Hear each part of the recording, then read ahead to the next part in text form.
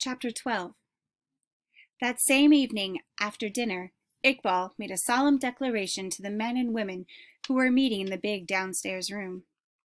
I want to stay and help you free all the children who are slaves in Pakistan. Ishan Khan looked at him and smiled. That's not possible, Iqbal.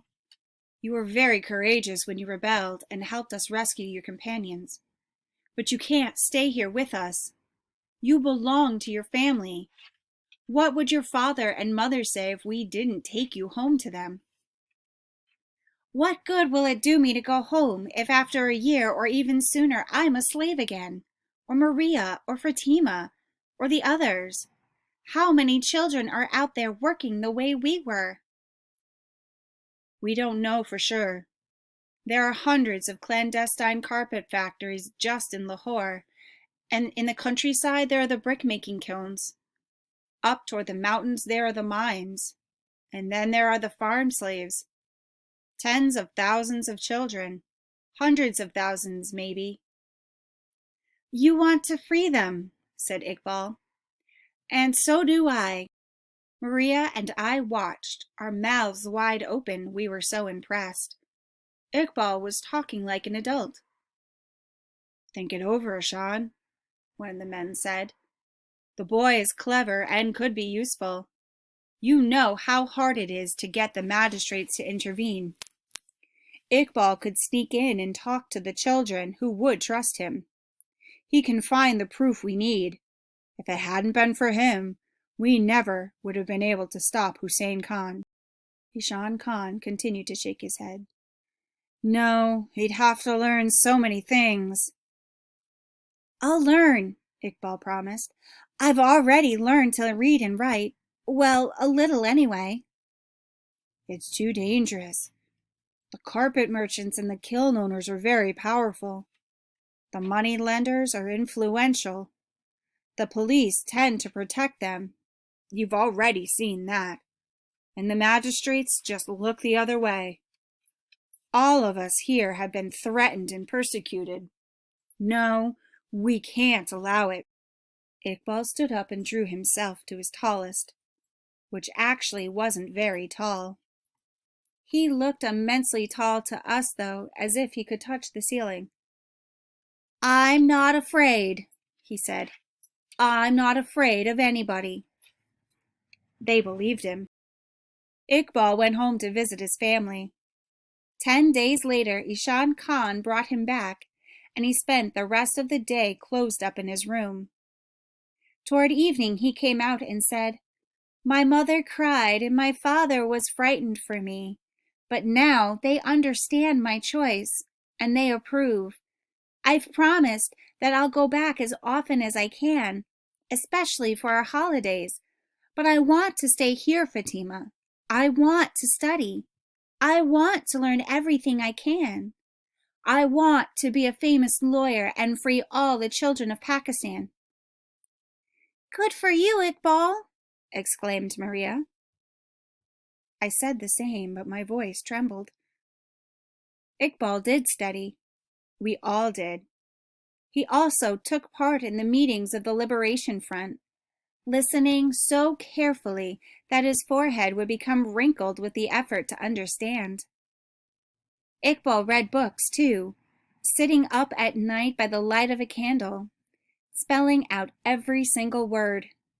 He learned how to use a camera, and whenever he could, he talked to Ishan Khan. They talked for hours and hours. They were made of the same mold, those two. Over time, our companions returned to their homes.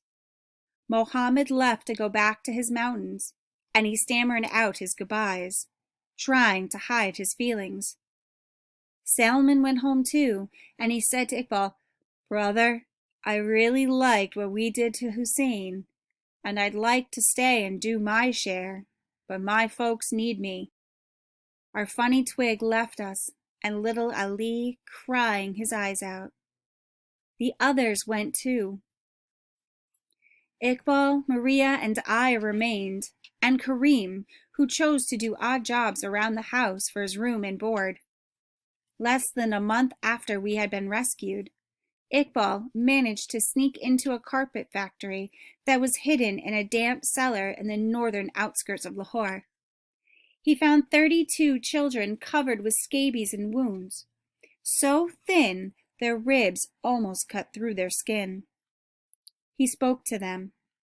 He showed them the scars on his hands to win their trust, and he took photos of the chains, the looms, the water seeping in. The place was raided 3 days later by some men from the Liberation Front, accompanied by a magistrate and policeman, who arrested the proprietor and freed the children. All that night and throughout the next day, Maria and I worked alongside Ishan Khan's wife and the other women, carrying pots of hot water back and forth for baths and making beds for the new arrivals. Were they ever dirty? It was hard to believe that we were like that when we arrived. Iqbal continued to take his declaration seriously. Over the next few months, he helped close 11 more factories. Almost 200 children were liberated. They all passed through headquarters, which at times looked like an orphanage. They were cared for and then sent back to their families. All the children told the same story, our story. They came from isolated villages in the middle of the countryside. There was a bad harvest or an illness, and the families had to ask for loans from the moneylenders. Then the families had to bond their children to pay back the debt. Iqbal wanted to do more. "We have to hit the moneylenders," Iqbal said. "They're to blame for everything." By now he had taken his place in the meetings of the adults, speaking up with authority. He was tireless. The minute he finished one mission, he began another. "We have to send them all to prison, every single one," he would say. Maria and I were uncomfortable when he was out scoping illegal factories. We worried and waited anxiously for his return. One night, he didn't come home, and we were afraid something had happened to him. He returned the next morning with a black eye and a cut on his cheek. "I found another workshop," he said, "but they caught me. They smashed the camera too. Let's just wait a few days and then I'll go back." Ishan Khan was proud of him and treated him like a son. And Maria and I were treated like daughters. We had everything we needed, but still I fretted sometimes. Iqbal's and my paths were going in different directions, and I felt that soon we would have to separate. I was also occupied by thoughts of my family. Sooner or later my relatives would be found. What would I do then? But there were problems much more important than mine. Ishan Khan was worried. "We have to be careful," he said, "because they, the money lenders and the people who get rich by exploiting children, won't give in so easily. The more children we liberate, the more exploiters we accuse, the more they will try to silence us. That's what they're afraid of, our voice. They get rich and fatten when there's silence and ignorance." One evening, I overheard Ishan Khan talking softly to his wife. "It's Iqbal who worries me. By now they know him. They know that it's thanks to him that we can find them. He's so enthusiastic, but he's rash. We'll have to be more cautious." Soon there were 2 men on guard in the big downstairs room. One night something woke us. We heard strange noises, then gunshots. Then there were shouts and the sound of running feet. "What's happening?" we asked. No one answered. Out in the street, some people shook their fists at us, and there were tough-looking men on the sidewalk in front of headquarters. They would stand there for hours, watching us go in and out. When I thought about Ishan Khan's they, I thought of Hussein Khan, but I also realized they had to be something even bigger and much worse. Then came the episode in the market to reinforce my fears. Even in a city as big and modern as Lahore, the outdoor market is the true center of life and activity. Sooner or later during the day, everybody passes through, perhaps to shop and meet friends, perhaps simply to look at people. Periodically, the activists of the Liberation Front would go to the market, where they would build a little platform to speak from. Over the platform, they hung a banner that said, "No more child labor," and there were signs with slogans against bonded labor and slavery. The volunteers distributed handouts exactly like the one Iqbal had brought back to us at Hussein Khan's. The men gave short speeches, using a big trumpet thing they called a megaphone. A little crowd always gathered. The merchants, especially the richest ones, ridiculed and insulted the speakers. They even threw things at them.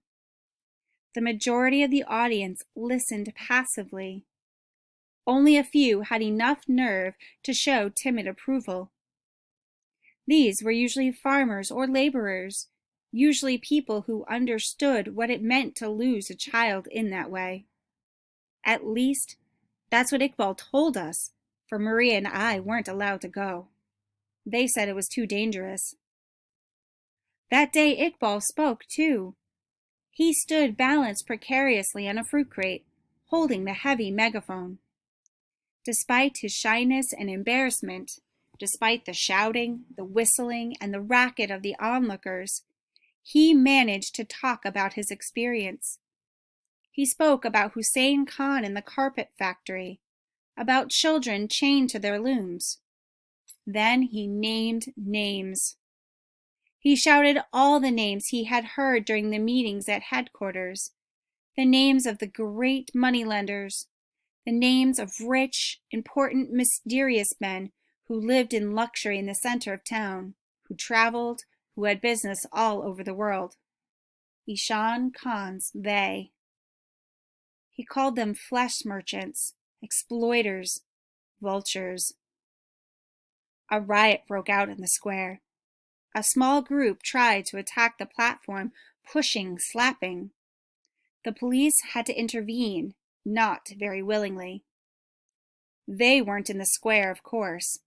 They don't go to the open-air market, but evidently they have lots of supporters. The next morning, Ishan Khan came in with a pile of newspapers under his arm. There were articles in all of Lahore's papers, and also in a Karachi paper. Two of them had even printed photos of Iqbal, standing on the platform with that funny trumpet thing in front of his mouth. One of the papers called him the courageous child who had denounced his oppressors, and another talked about the shameful exploitation of a child's innocence. "This is a good thing, isn't it, Father?" he asked Ishan Khan. "You said that they keep getting stronger thanks to ignorance and silence. Well, this isn't silence." "Yes, Iqbal," Ishan Khan said. "This is good for our cause."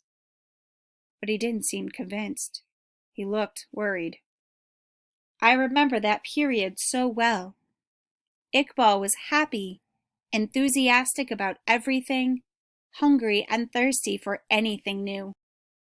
We were beginning to get used to our new life, to freedom. We could go out whenever we wanted. Well, almost. Ishan Khan's wife kept a close eye on us. Once, she gave us some money and we went to the movies. It was just like Kareem said. We saw an Indian film that lasted 4 hours, and I cried the whole time. Iqbal was nasty and wouldn't go see it a second time. We discovered television. We listened to strange music that came from far away. From America, they said. Iqbal was full of plans for the future. He talked about them to Maria and me. He wasn't afraid of all the new things. I was, at least a little. Everything was happening so fast, or maybe I was afraid the happy dream would end too fast. One day, A foreign person in strange clothes came to headquarters. He said he was an American reporter. He interviewed Iqbal and Ishan Khan for 2 hours. A few days later, an international correspondent came. When people abroad know about our cause, they'll help us and we'll be safer, said Ishan Khan. One night, we were awakened by a loud explosion. We could hear screams and see flames rising up to the windows on the second floor. We tried to go downstairs, but Ishan Khan stopped us. "You stay here," he roared. Someone had thrown 2 incendiary bombs against headquarters. A man was injured and had to go to the hospital. They had sent a warning.